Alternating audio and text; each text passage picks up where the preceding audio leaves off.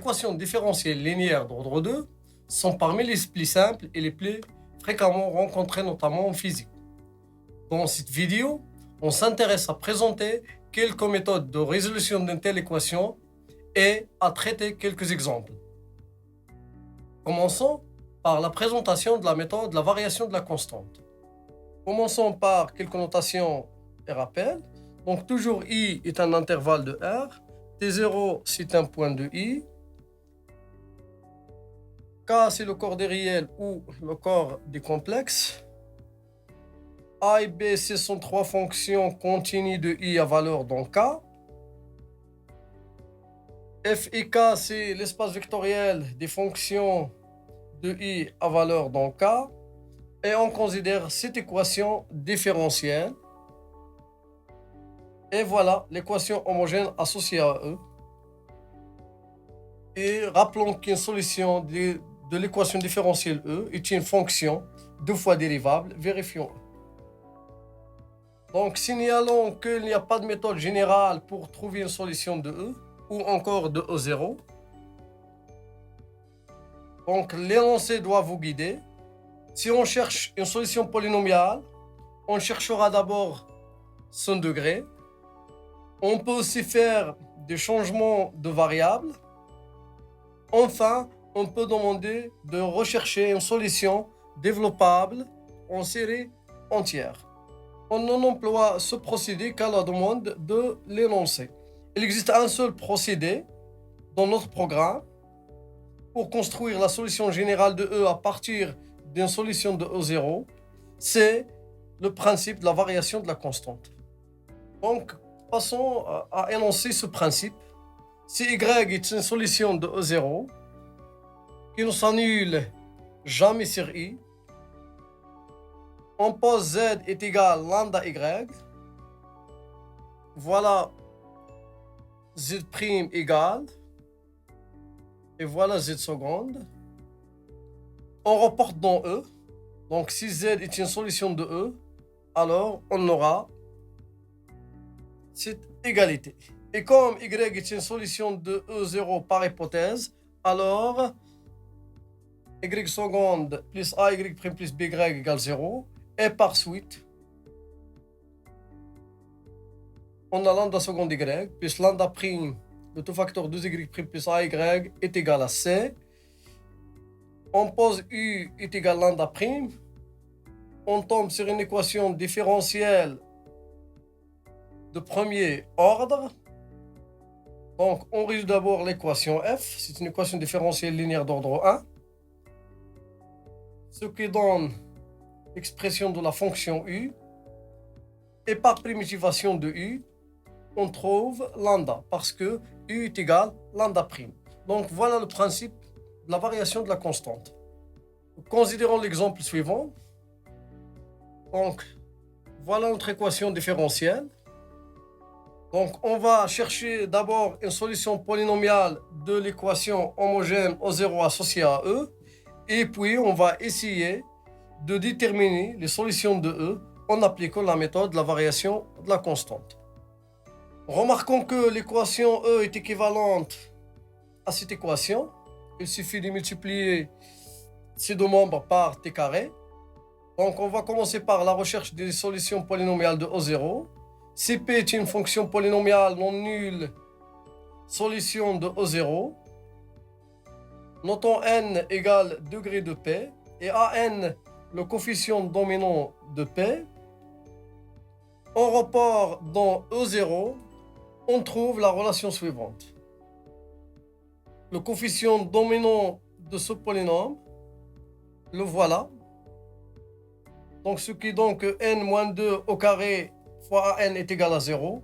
Et comme an c'est le coefficient dominant d'un polynôme non nul, alors an est différent de 0. Donc finalement n-2 égale 0. Par suite n est égal à 2. Dans notre polynôme recherché, les 2 degrés 2. Donc voilà sa forme avec alpha est différent de 0. Puis prime, puis pi seconde. On reporte dans O0. On trouve que bêta t plus gamma, 4 gamma est égal à 0. Donc c'est un polynôme nul. Alors les coefficients de ce polynôme de degré 1 sont nuls. Alors gamma est égal bêta est égal à 0. Et par suite notre polynôme P, elle est de cette forme. En général, il est possible que l'équation différentielle E0 n'admet pas de solution polynomiale. Maintenant, on va essayer de déterminer toutes les solutions de l'équation E en utilisant la méthode de la variation de la constante. Donc, remarquons que cette fonction est une solution de E0 qui ne s'annule pas sur I. Donc, on peut appliquer la méthode de la variation de la constante. Posons z est égal lambda y, où lambda est une fonction 2 fois dérivable. Z solution de E équivalent que t carré z seconde moins 3tz' plus 4z égale t à la puissance 3. Un calcul simple de z' et de z seconde assure que lambda seconde t plus lambda prime est égal à 1. On pose u est égal à lambda prime. On tombe sur cette équation. On obtient que ut est égal a sur t plus 1 et par suite lambda t est égal à ln de t plus b avec a et b sont des constantes de R. Finalement, z s'écrit sous la forme lambda t carré est égal à t carré ln de t plus bt carré plus t à la puissance 3. Et donc, voilà solution générale dans notre équation différentielle E. Signalons que la variation de la constante n'est pas un procédé miraculeux. Elle peut donner des calculs longs et difficiles. On la réserve donc au cas où on n'a pas d'autre procédé pour obtenir une telle solution particulière. Passons maintenant à la recherche des solutions développables en série entière d'une telle équation différentielle linéaire d'ordre 2.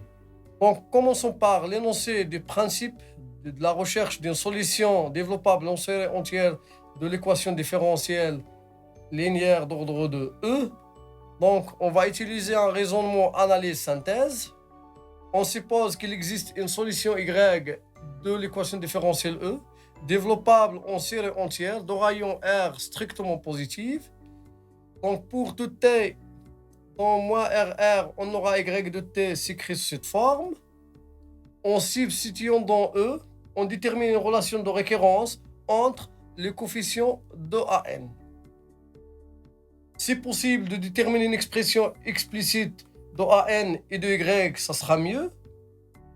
La synthèse, on considère la fonction définie par la série entière obtenue dans l'analyse comme solution particulière de notre équation différentielle. Si le rayon de convergence de notre série est nul, alors notre équation n'admet pas de solution développable en série entière. Et si le rayon de convergence est strictement positif, dans ce cas, notre équation différentielle admet une solution développable en série entière sur l'intervalle moins RR. Considérons l'exemple suivant. On va chercher les solutions développables en série entière de l'équation différentielle suivante. Y seconde plus 2ty' plus 2y égale 0. On commence par l'analyse. Donc, on suppose que E admet une solution Y développable en série entière. Notons grand R le rayon de convergence de cette série. Pour tout T appartiennent à R, on a les égalités suivantes. Y de T est égal à la somme de n égale à 0 jusqu'à plus l'infini de AN T à la puissance n. Ty' de T égale la somme de n égale à 0 jusqu'à plus l'infini de n à n t à la puissance n. Et voilà l'expression de y seconde. En substituant dans E, on trouve les relations suivantes. Donc, et puis, ce qui est équivalent que cette somme est égale à 0. Et grâce à l'unicité des développements en série entière, on obtient que toute cette quantité est nulle. Donc, quel que soit n appartient à n, on aura cette relation de récurrence. On remarque qu'on a pour les n paires, donc a2n est égal moins à la puissance n sur n factoriel à 0 et a2n plus 1 est égal à cette quantité. On déduit que si y est une solution de E, alors y de t est égal à 0 multiplié par cette fonction plus a1 multiplié par cette deuxième fonction. On remarque que les deux séries sont des rayons de convergence strictement positif. Et donc, y de t, il s'écrit sous cette forme. Parce que ça, c'est exponentielle de moins t carré. Donc, la synthèse, les deux séries entières obtenues ci de 6 ont un rayon de convergence égal à plus l'infini. Ainsi, les solutions de E développables en série entière sont les fonctions de la forme yt est égal à exponentielle moins t carré plus b multiplié par cette fonction. Et comme l'ensemble des solutions de l'équation différentielle E est un espace vectoriel de dimension 2, parce que E est homogène ici, alors, donc E n'admet pas d'autres solutions que les solutions qui s'écrivent sous cette forme. Voici quelques méthodes de résolution des équations différentielles linéaires d'ordre 2. La prochaine vidéo sera consacrée à l'étude du système différentiel linéaire. Merci pour votre attention et à la prochaine.